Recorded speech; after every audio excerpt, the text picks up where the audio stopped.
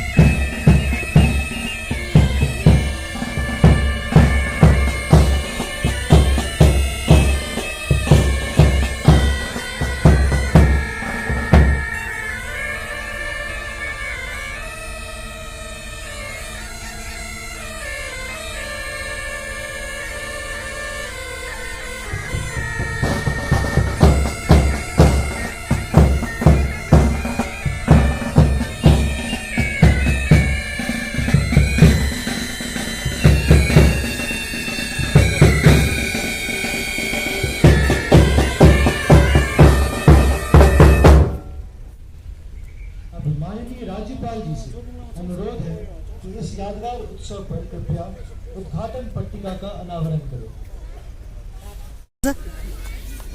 Sir ji थोड़ा सा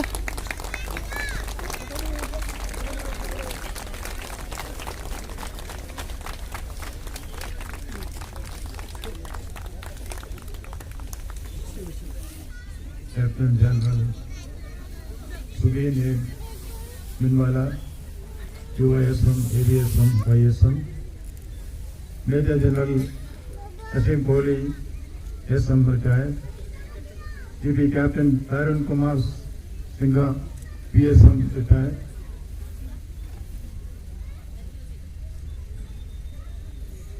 सम्मानित अधिकारियों, वीर सैनिकों, शहीदों के परिजनों और मेरे प्रिय देशवासियों, आज इस 50वां युद्ध स्मारक पर हम अपने राष्ट्रीय ध्वज को गर्व से फहराते हुए उन वीर सैनिकों को नमन करते हैं जिन्होंने अपने प्राणों की आहुति देकर भारत की रक्षा की।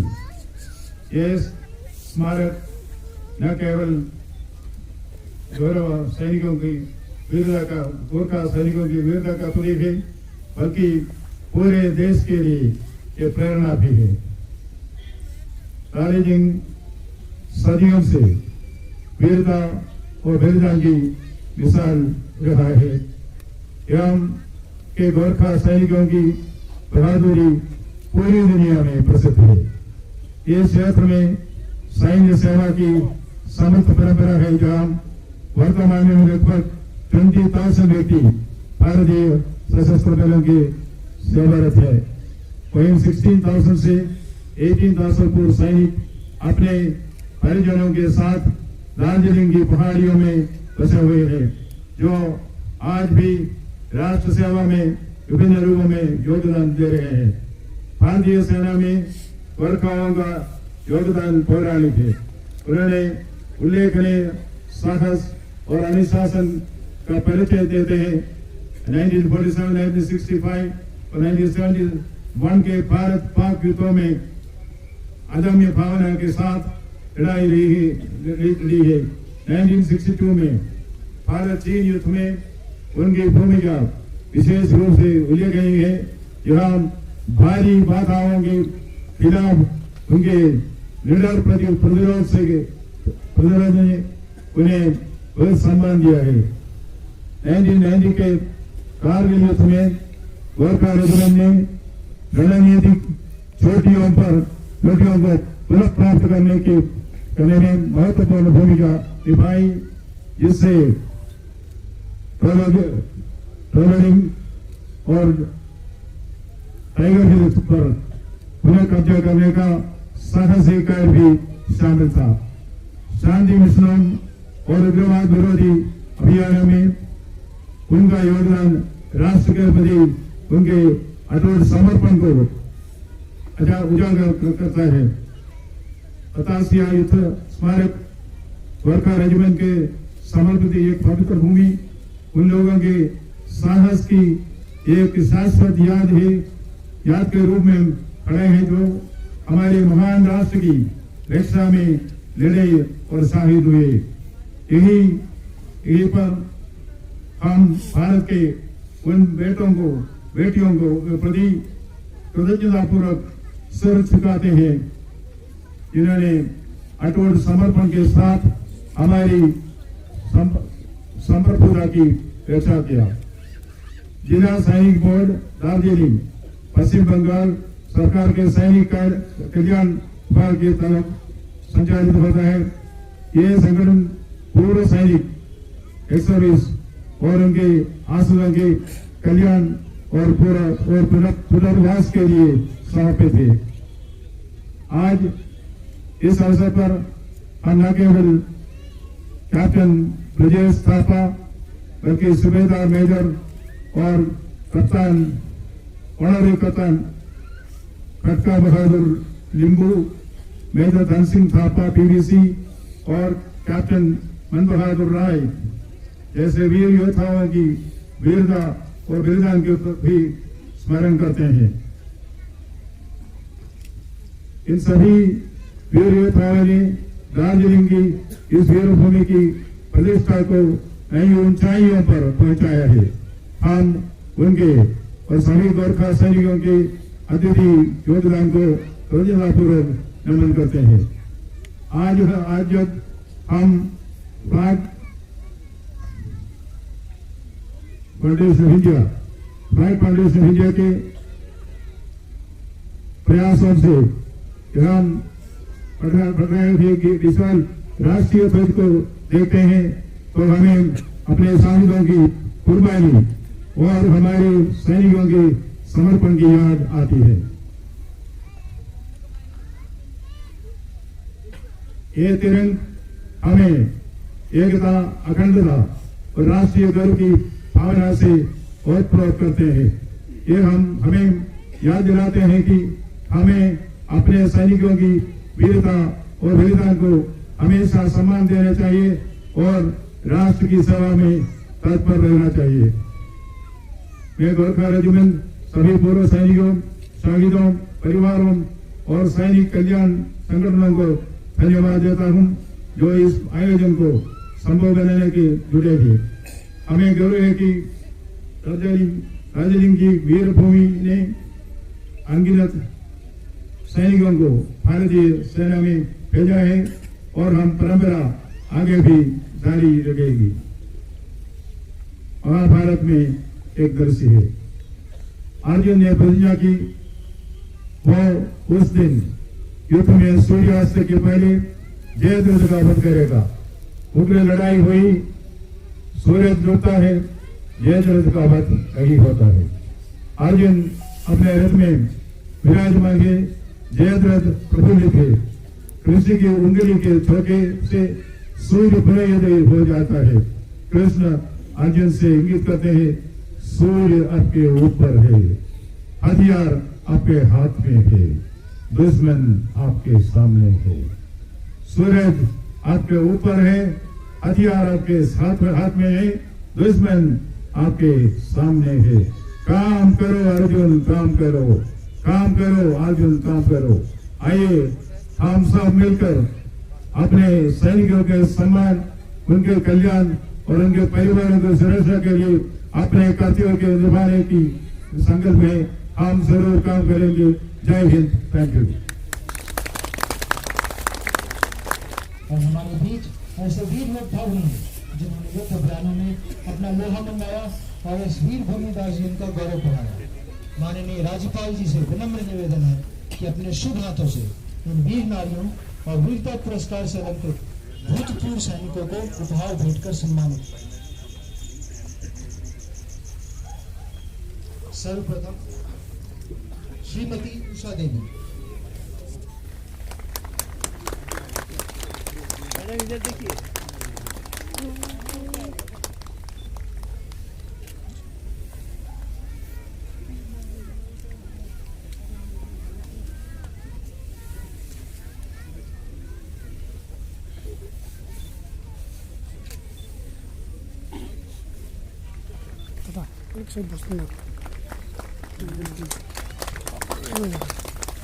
श्रीमती उषा थापा।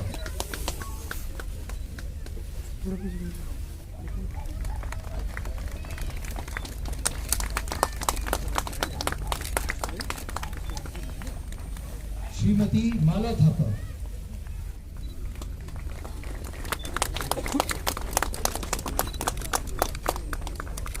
श्रीमती कुमारी राय।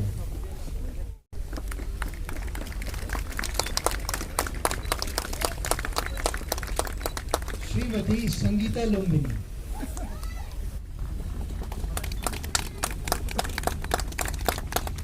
माननीय कैप्टन एस.पी. राय विशिष्ट सेवा मेडल, सैन्य सेवा मेडल।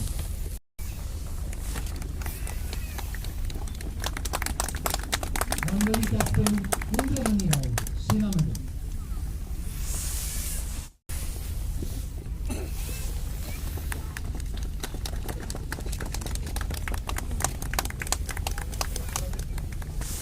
धनराज गरुड़।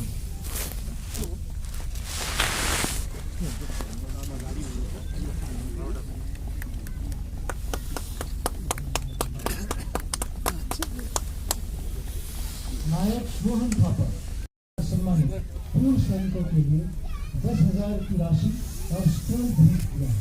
यह हमारे लिए भावपूर्ण और हर्ष की बात है। मुझे इस ऐतिहासिक कार्यक्रम में धन्यवाद प्रस्ताव प्रस्तुत करने का अवसर मिला है।